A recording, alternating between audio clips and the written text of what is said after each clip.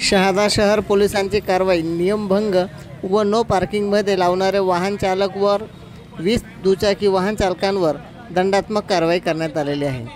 शहादा शहरातील वाहतूक शिस्त राखण्यासाठी शहादा पोलीस स्टेशनचे पोलीस निरीक्षक निलेश देशले यांच्या मार्गदर्शनाखाली आज मोठी कारवाई करण्यात आली आहे। बाबासाहेब आंबेडकर स्मारक परिसरातील करण्यात आलेल्या या विशेष मोहिमेअंतर्गत वाहन तपासणी करताना नियमांचे उल्लंघन करणाऱ्यांवर एकूण 20 दुचाकी वाहन चालकांवर कारवाई करण्यात आलेली आहे। या कारवाईमध्ये दरम्यान सिटी पोलीस स्टेशनचे अधिकारी व कर्मचारी मोठ्या संख्येने उपस्थित होते। हेल्मेट न वापरणे, वाहन कागदपत्र नसणे, त्रासदायक वाहन हाकणे अशा विविध कारणांवर ही कारवाई करण्यात आली आहे।